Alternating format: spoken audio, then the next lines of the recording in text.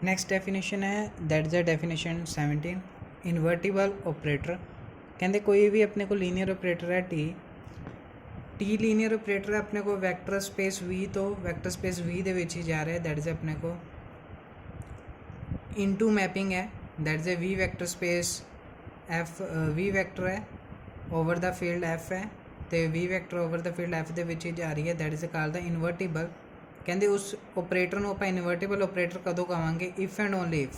ਦੇਖੋ if and only if ਹੈ there exist कोई होर ऑपरेटर एग्जिस्ट करेगा सेम मैपिंग होएगी ਉਹਦੀ वैक्टर इनटू मैपिंग है वैक्टर स्पेस ਦੇ ਵਿੱਚ सच दैट कि T of S is equal to identity matrices कि आइडेंटिटी मैपिंग होएगी that is T of S is equal to I is equal to S of T. I अपने को identity operator है कहते कि दैन अपने को S is called the inverse of T ਤਾਂ ਆਪਾਂ ਐਸ ਜਿਹੜੀ ਮੈਪਿੰਗ ਹੈ ਉਹਨੂੰ ਆਪਾਂ ਇਨਵਰਸ ਆਫ ਟੀ ਕਵਾਂਗੇ ਤੇ ਉਹਨੂੰ ਰਿਪਰੈਜ਼ੈਂਟ ਕਰਾਂਗੇ that is T inverse. That is a definition of invertible operator. ਉਹ ਕੀ ਕਹਿ ਰਿਹਾ ਕਿ ਅਗਰ टी ਕੋਈ ਮੈਪਿੰਗ ਹੈ ਉਹਨੂੰ ਇਨਵਰਟੀਬਲ ਆਪਾਂ ਤਾਂ ਹੀ ਆਪਰੇਟਰ ਕਵਾਂਗੇ ਤਾਂ ਹੀ ਕੋਈ ਇੱਦਾਂ ਦੀ ਹੋਰ ਮੈਪਿੰਗ ਐਗਜ਼ਿਸਟ ਕਰੇਗੀ ਸੱਚ दैट ਕਿ टी ऑफ एस ਜਦੋਂ ਉਹਨਾਂ ਦਾ ਪ੍ਰੋਡਕਟ ਕਰਾਂਗੇ ਉਹ ਆਇਡੈਂਟੀਟੀ ਆਪਰੇਟਰ ਬਣਾਏਗੀ ਠੀਕ ਹੈ ਜੀ ਤਾਂ ਉਹਨੂੰ ਆਪਾਂ ਇਨਵਰਸ ਆਫ टी ਕਵਾਂਗੇ। ਹੁਣ ਥਿਊਰਮ ਨੰਬਰ 26 है कि अपने को यूनिकनेस ऑफ इनवर्स ਆਪਾਂ ਇਹ ਥਿਊਰਮ ਨੂੰ ਕਹਿੰਦੇ ਆ prove that the inverse of invertible operator. ਹੁਣ ਇਨਵਰਟੀਬਲ ਆਪਰੇਟਰ ਹੈ ਜਿਹੜਾ ਆਪਾਂ ਇਨਵਰਸ ਕੱਢਣਾ ਆ ਕਿ ਉਹ ਯੂਨੀਕ ਹੈ ਕਿ ਨਹੀਂ ਆਪਾਂ ਉਹਨੂੰ ਯੂਨੀਕ ਪ੍ਰੂਵ ਕਰਨਾ ਹੈ ਬਾਈ ਡੈਫੀਨੇਸ਼ਨ ਹੈ ਕਿ ਲੈਟ ਮੈਂ ਲੈ ਲੈਂਦਾ टी ਆਪਣੇ ਕੋ ਆਪਰੇਟਰ ਹੈ दैट इज़ इन्वर्टिबल ऑपरेटर है ਉਹਦੀ ਮੈਪਿੰਗ ਇਨਟੂ ਹੈ ਵੈਕਟਰ ਸਪੇਸ v ਤੋਂ v ਦੇ ਵਿੱਚ ਜਾ ਰਹੀ ਹੈ इफ़ पॉसिबल ਉਹਨੇ यूनिक ਦਾ ਗੱਲ ਗਈ ਹੈ यूनिकनेस ਆਪਾਂ ਪ੍ਰੂਵ ਕਰਨੀ ਹੈ। मैं मान ਲੈਂਦਾ कि ए एस उन्हें क्या सीगा कि बाय डेफिनेशन अपने को एक इदा दी मैपिंग एग्जिस्ट करेगी एस टाइप की तो मैं कह लैंदा साढ़े को S1 तो S2 दो इनवर्स आ जाते टी दे दो इनवर्स आ जाते टी दे तो किद्दां दे होगे जे दोनों इनवर्स है टी दे बाय डेफिनेशन वो इस चीज़ को फॉलो करोगे S1 of T is equal to I तो S1 of T is equal to I that is T of S1 ठीक है जी। वो इस चीज़ को फॉलो करोगे जी आ चीज़ दी हुई है डेफिनेशन के अकॉर्डिंग इनू फॉलो करोगे तो अपने को S2 T is equal to I of equal to T S2 I अपने को आइडेंटिटी ऑपरेटर है।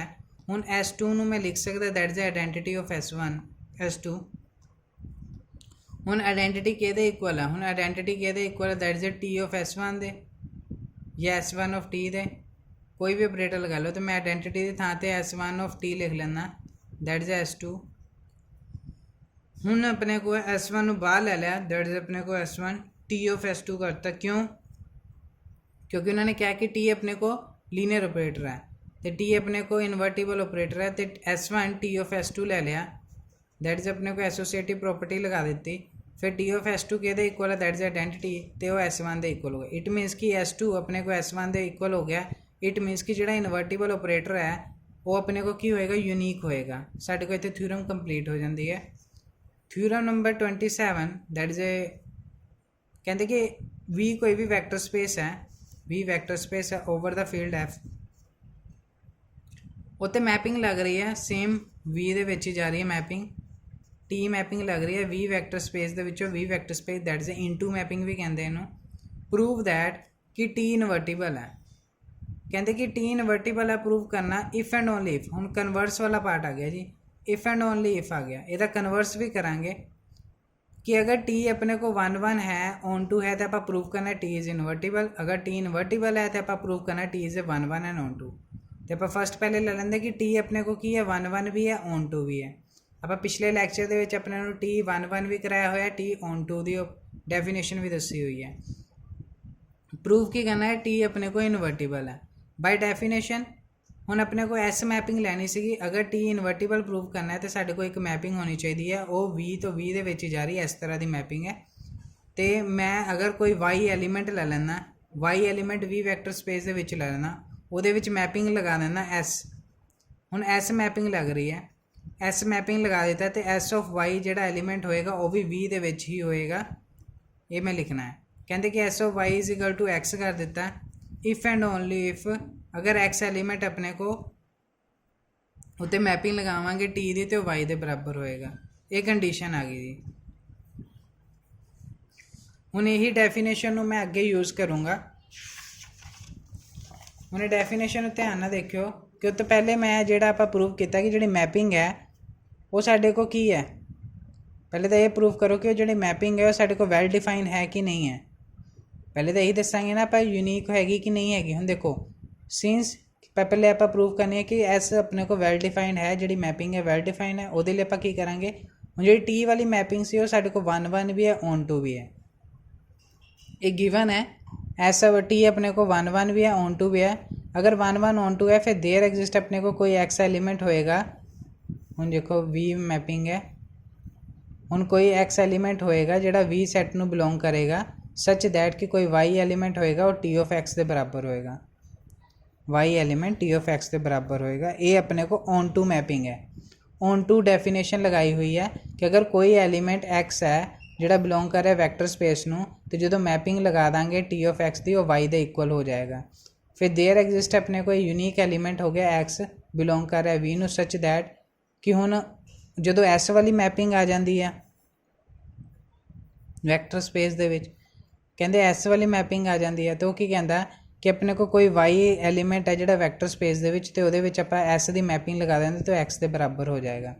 तो अपने को यदा मतलब है कि by definition of S S अपने को वेल डिफाइन हो गया। हूँ सैकेंड है अपने को प्रूफ करना है कि जोड़ा एस है वो अपने को की है, एस अपने को की है, एस अपने को लीनियर ऑपरेटर है। पहले वेल डिफाइन कर लिया, हूँ लीनियर ऑपरेटर प्रूफ करना है। लीनियर ऑपरेटर प्रूफ करने के लिए मैं की करूँगा, मैंने बाय डेफिनेशन पता है कि अगर अल्फ़ा लीनियर ऑपरेटर प्रूफ करना है तो मैंने प्रॉपर्टी प्रूफ करनी है कि alpha X plus beta Y अगर एफ वी ਨੂੰ ਬਿਲੋਂਗ ਕਰ ਰਿਹਾ ਤੇ ਟੀ ਉਦੋਂ ਜਦੋਂ ਮੈਪਿੰਗ ਲੈ ਲੂँਗਾ ਦੈਟ ਇਜ਼ ਆਲਸੋ ਬਿਲੋਂਗ ਕਰੂਗੇ ਵੀ ਸੈਟ ਨੂੰ, ਕਿਉਂਕਿ ਸੇਮ ਮੈਪਿੰਗ ਦੇ ਵਿੱਚ ਜਾ ਰਹੀ ਹੈ। ਵੀ ਵਾਲਾ ਆ ਵਾਲਾ ਆ ਗਿਆ ਤੇ ਇਹਦੇ ਵਿੱਚ ਮੈਪਿੰਗ ਲਗਾਉਣ ਤੋਂ ਬਾਅਦ ਵੀ ਵੀ ਦੇ ਵਿੱਚ ਜਾਏਗੀ। ਅਗਰ ਇਹ ਚੀਜ਼ ਹੋ ਜਾਂਦੀ ਹੈ ਇਟ ਮੀਨਸ ਕਿ ਜਿਹੜਾ ਆਪਰੇਟਰ ਹੋਏਗਾ ਉਹ ਆਪਣੇ ਕੋਲ ਲੀਨੀਅਰ ਆਪਰੇਟਰ ਹੋਏਗਾ। ਹੁਣ ਇਹ ਟੀ ਦੀ ਥਾਂ ਤੇ ਆਪਾਂ ਐਸ ਲੈਣਾ ਕਿਉਂਕਿ ਇਹਦੇ ਵਿੱਚ ਆਪਣੇ ਕੋਲ ਐਸ ਦਿੱਤਾ ਹੋਇਆ ਹੈ। मैं दो एलीमेंट ले ले y1 ਤੇ y2। ਹੁਣ ਮੰਨ ਲਓ ਇਹਦੇ ਵਿੱਚੋਂ y1 ਲੈ ਲੈ y2 ਲੈ ਲੈ ਇਸ ਸੈੱਟ ਦੇ ਵਿੱਚੋਂ, ਤੇ ਇਹਨਾਂ ਦੋਨਾਂ ਦੇ ਆਪਾਂ ਮੈਪਿੰਗ ਲਗਾ ਦਿੱਤੀ, ਐਸ ਮੈਪਿੰਗ ਲਗਾ ਦਿੱਤੀ। ਐਸ ਆਫ y1 ਆਪਣੇ ਕੋ ਆ ਗਿਆ x1, ਐਸ ਆਫ y2 ਆਪਣੇ ਕੋ ਆ ਗਿਆ x2, ਜਿਹੜਾ ਇਸ ਸੈੱਟ ਨੂੰ ਬਿਲੋਂਗ ਕਰ ਰਹੇ ਨੇ। ਠੀਕ ਹੈ, ਉਹਦੇ ਨਾਲ ਮੈਂ ਲਿਖ ਸਕਦਾ ਕਿ y1 ਆਪਣੇ ਕੋ ਕਿਹਦੇ ਇਕੁਅਲ ਹੋ ਗਿਆ, ਨਾਲ ਆਪਣੇ ਕੋ ਗਿਵਨ ਡੈਫੀਨੇਸ਼ਨ ਕੀ ਸੀ, y1 ਇਕੁਅਲ ਟੂ ਹੋ ਗਿਆ t ਆਫ x1 ਦੇ ਔਰ y2 ਹੋ ਗਿਆ equal to of t x2 ਦੇ। ਹੁਣ ਬਾਈ ਡੈਫੀਨੇਸ਼ਨ चलना लीनियर ऑपरेटर प्रूफ करने लिए मैं अल्फा बीटा कोई भी फील्ड के विचों एलीमेंट ले ले तो alpha x1 plus beta x2 अपने को वैक्टर स्पेस होगी। अगर ये भी वैक्टर स्पेस में बिलोंग कर रहा है तो मैं टी की मैपिंग लगाऊंगा T alpha x1 plus beta x2। हूँ अल्फा बाहर आ गया T of x1 plus beta T of x2। हूँ टी ऑफ x1 के इक्वल है y1 के पुट करता, टी ऑफ x2 के इक्वल है y2 के पुट कर दिता।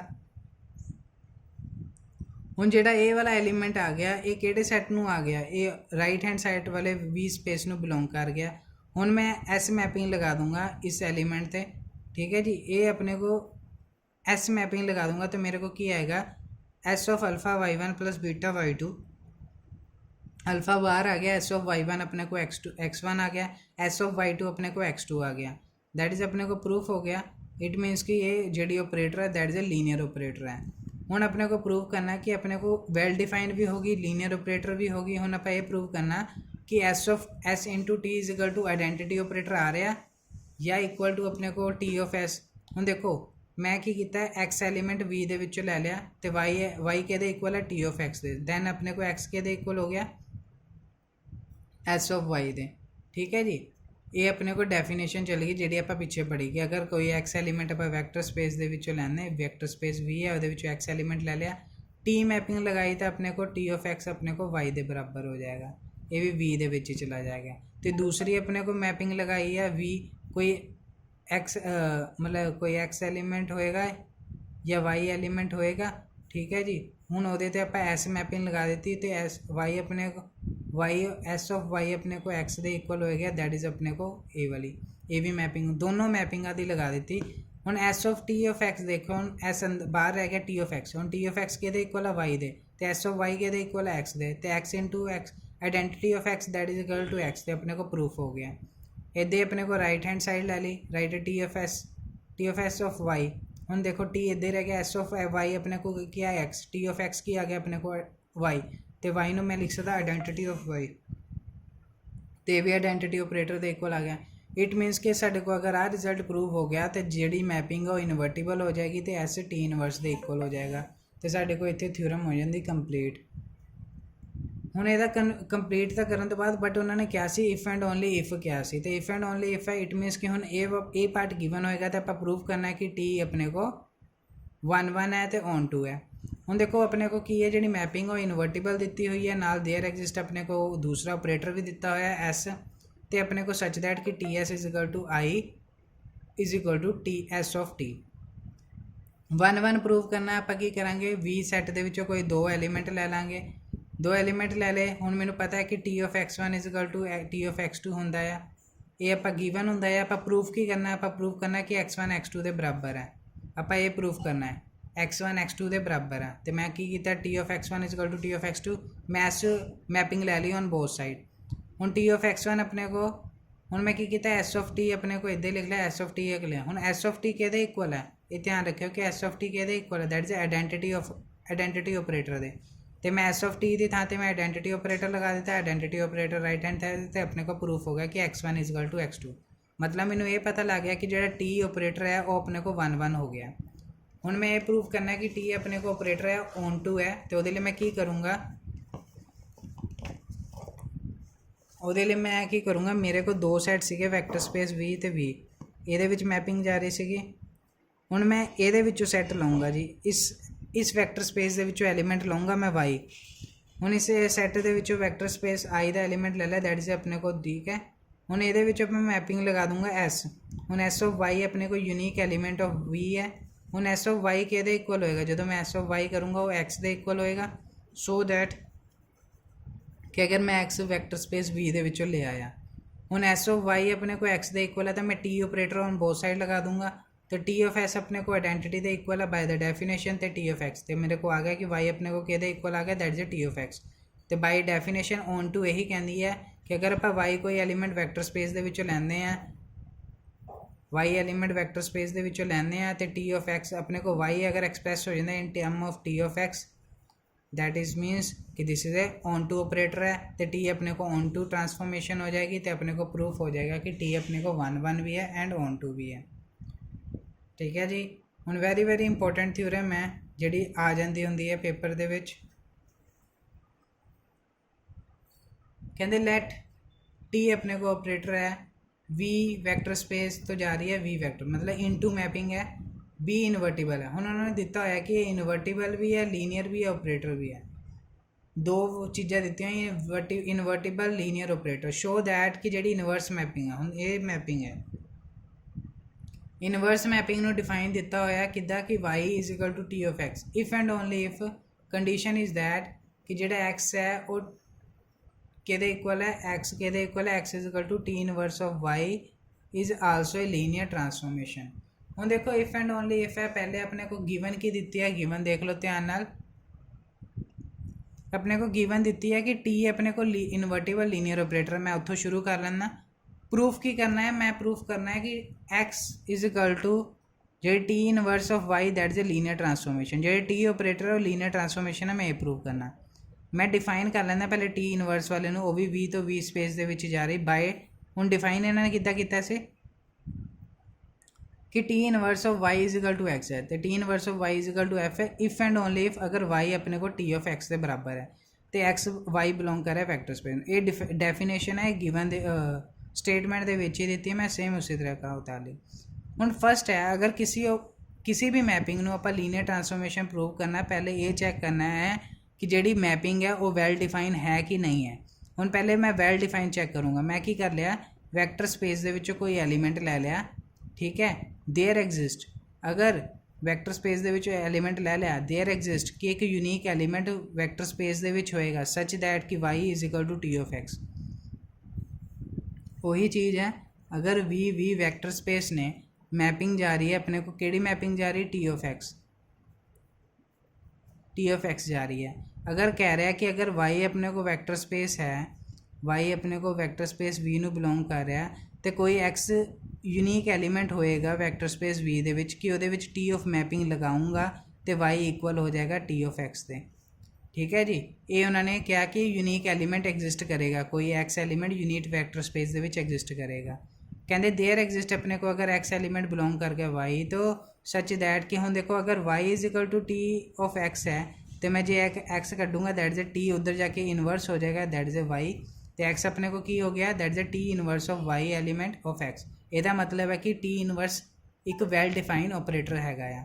ਹੁਣ ਆਪਾਂ ਲੀਨੀਅਰ ਟਰਾਂਸਫੋਰਮੇਸ਼ਨ ਪ੍ਰੂਵ ਕਰਨੀ, ਉਹ ਤਾਂ ਸਾਨੂੰ ਪਤਾ ਹੈ ਅਗਰ ਕਿਸੇ ਨੂੰ ਲੀਨੀਅਰ ਟਰਾਂਸਫੋਰਮੇਸ਼ਨ ਪ੍ਰੂਵ ਕਰਨਾ ਤਾਂ ਆਪਾਂ ਵੀ ਵੈਕਟਰ ਸਪੇਸ ਦੇ ਵਿੱਚੋਂ ਕੋਈ ਵੀ ਦੋ ਐਲੀਮੈਂਟ ਲੈ ਲਾਂਗੇ, देयर एग्जिस्ट डेफिनेशन लगा ਦਾਂਗੇ उसी। अगर दो एलीमेंट लेने तो कोई दो एलीमेंट ही एग्जिस्ट करूँगे वैक्टर स्पेस ਦੇ ਵਿੱਚ, सच दैट कि टी ऑफ x1 आप पहली वाली डेफिनेशन लगाती कि T of x1 is equal to y1 and T of x2 is equal to y2। तो x1 अपने को आ गया टी इनवर्स ऑफ y1 और x2 आ गया टी इनवर्स ऑफ y2। ਹੁਣ मैं अपना ਲੀਨੀਅਰ ऑपरेटर प्रूव ਕਰਨ ਦਾ ਕੰਸੈਪਟ ਹੈ ਕਿ ਅਲਫਾ ਬੀਟਾ मैं दो ਵੈਕਟਰ ਸਪੇਸ ਲੈ ਲਏ ਫੀਲਡ ਦੇ ਵਿੱਚੋਂ, ਵੈਕਟਰ ਸਪੇਸ 'ਚੋਂ ਨਹੀਂ ਲੈਣੇ, ਫੀਲਡ ਦੇ ਵਿੱਚੋਂ ਲੈਣੇ।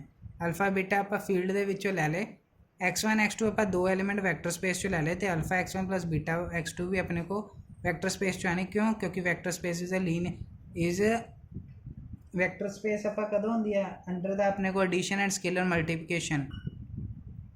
तो मैं ऑपरेटर लगाता टी ऑन बोथ साइड, तो टी लगाता T of alpha x1 plus beta x2, तो अल्फा बाहर आ गया T of x1 plus beta T of x2।